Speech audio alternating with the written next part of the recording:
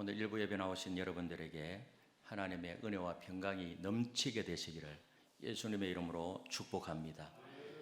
성찬 설립의 목적입니다. 초대교회부터 매주 주의 날에 지켜왔던 이 성만찬은 기독교 예배의 중심이었어요. 주 2세기경에 초대교회 교부 이 저스티나라는 교부에 의하면 주의 날에 예루살렘을 중심으로 모였던 그리스도인들은 모일 때마다 성만찬을 가졌다, 그렇게 기록을 하고 있습니다.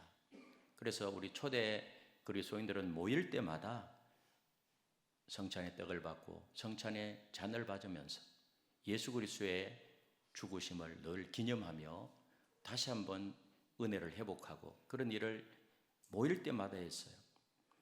그래서 이 성만찬은 초기 기독교와 마찬가지로 16세기 종교개혁자들에 의해서도 지대한 그런 관심의 대상이었습니다. 칼빈은 참다운 교회는 말씀이 바로 선포되어지고 성례전이 올바르게 집행되어야 한다, 그렇게 말했습니다. 그래서 올바른 교회는 이 성례전이 올바로 이렇게 거행되는 교회가 바로 바른 교회다. 이렇게 성만찬은 기독교가 탄생할 때부터 오늘에 이르기까지 기독교 예배의 그런 중심적인 행위로서 이것은 하나님의 백성이 그리스도를 다시 뵙고 경험하며 주님과의 언약을 새롭게 다짐하는 예전인 것이죠. 예전. 그렇기 때문에 교회가 교회 되기 위해서는 바른 성찬과 세례의 시행이 있어야 됩니다. 이 둘 중에 하나라도 빠지게 되면 참된 교회라고 말할 수 없어요. 그래서 초대 교인들도 늘 세례받고 성찬의 떡을 받고, 그래서 이 성례는 하나님께서 우리들에게 은혜를 베푸시기 위해서 하나님이 설립하신 것입니다. 초대교회 시절의 사도행전에 보면 3,000명이 세례를 받았을 때 은혜를 받았고요, 예루살렘 교회 성도들이 떡을 떼며 성찬을 거행하면서 큰 은혜를 받았습니다.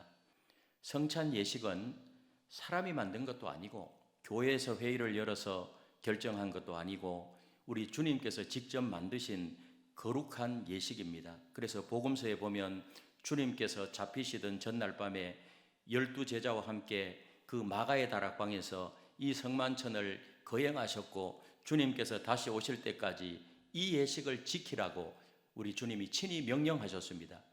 그렇기 때문에 교회는 주님께서 다시 오실 때까지 이 예식을 반드시 지켜야 할 뿐만 아니라 교회의 가장 의미 있는 예식인 것입니다. 이 성만찬은 보이는 말씀인 것이죠. 그렇다면 성만찬 설립의 목적이 뭔가? 첫째는 주님의 몸과 피를 기념하기 위해서입니다. 기념하기 위해서. 그래서 24절, 25절에 보니까 이것을 행하여 나를 기념하라. 누구를 기념하라고요? 우리 주님을 기념하라. 성만찬의 목적이 분명히 나타나 있어요. 우리를 구원하기 위해서 몸벼러 피 흘리신 예수 그리스도를 기념하는 것입니다. 예수 그리스도의 죽으심을 기념하는 것입니다.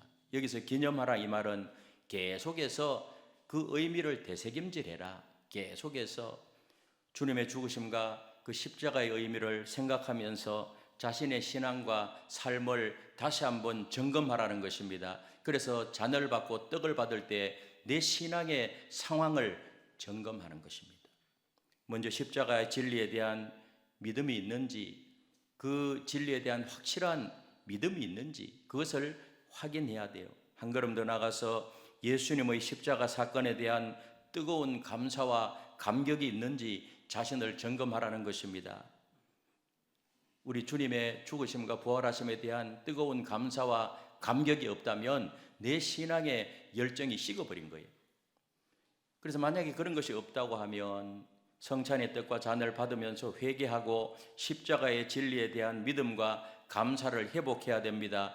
구원의 기쁨을 회복해야 될 줄로 믿습니다. 그래서 이 떡과 잔을 받는 것입니다. 신앙의 위기는 구속의 은혜에 대한 감사가 흐려질 때 찾아와요. 은혜에 대한 감사가 없으면 우리의 신앙이 자꾸 형식주의로 흘러가요. 주일날 교회에 나오고 예배 드리지만은 감격도 없고 감사도 없고 기쁨도 사라져버리고, 그렇게 되면 신앙생활을 감사하는 마음으로 하는 것이 아니라 의무감으로 마지 못해서 하는 신앙이 되어버려요. 그러면 형식주의가 되어버리고 종교생활을 하게 되는 것이고 행복하지 못한 것이 되어버리는 것입니다. 우리는 성찬 예식에 참여하면서 우리 자신을 점검해야 돼요. 주의 떡과 잔을 받을 때마다 주 예수 그리스도의 십자가를 생각하면서 십자가에 합당한 삶을 살고 있는지 내 자신을 돌아봐야 됩니다. 그런 시간이 되시기를 주님의 이름으로 축복합니다. 두 번째로 이 성만찬의 목적은요, 주 예수 그리스도만을 위해 살도록 하기 위해서예요. 주님만을 위해서 살도록. 그래서 요한복음 6장 53절 55절에 보니 이런 말씀이 있습니다. 우리 같이 한번 읽겠습니다. 시작. 예수께서 이르시되 내가 진실로 진실로 너에게 이르노니 인자의 살을 먹지 아니하고 인자의 피를 마시지 아니하면 너희 속에 생명이 없느니라. 내 살을 먹고 내 피를 마시는 자는 영생을 가졌고 마지막 날에 내가 그를 다시 살리리니 내 살은 참된 양식이요 내 피는 참된 음료로다. 아멘.